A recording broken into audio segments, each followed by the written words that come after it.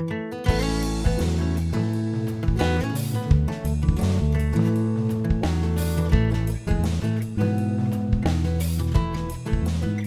everyone, it's Aunt Fernita. Today's story is called More Than Meets the Eye. The memory verse is from Psalm chapter 34, verse 7. It says, "The angel of the Lord encamps around those who fear him, and he delivers them." Today's message is God helps us when we are in trouble.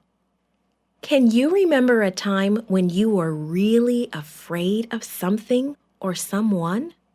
Was it a noise, a person, or maybe a situation? In our Bible story for today, Elisha's servant was very frightened. Let's find out why. Israel and Aram were at war, and God was helping Israel. Whenever the Aramean king would plan to attack the king of Israel, God would tell Elisha.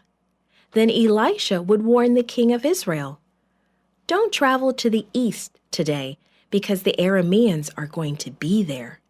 And sure enough, the king of Aram would be hiding just where Elisha said. This happened time after time, and it made the king of Aram very, very angry. "Who is a spy for Israel?" he growled at his generals. Only one general knew the truth.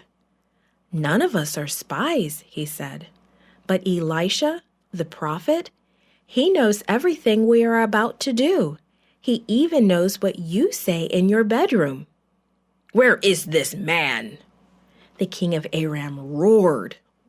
"Go find out where he is so I can send men to capture him." The report came back. "He is staying in Dothan." "Then we will attack Dothan and get rid of this nuisance," the king announced. He called his fighting men and sent them off to capture one lone prophet. The king was sure that if his army could capture Elisha, they could defeat Israel. What a foolish idea. Elisha hadn't been spying. God, who knew everything, was protecting his people. One of the first people to wake up in the morning was Elisha's servant. He saw the large Aramean army camped around the city. He saw horses. He saw chariots. He saw armor glistening in the first rays of the rising sun. "Oh, what will we do?" he cried. Elisha's servant was afraid. He had forgotten whose side God was on. Elisha hadn't. "Those that are with us are more than those that are with them," he explained to his servant. Then he asked God to open his servant's eyes.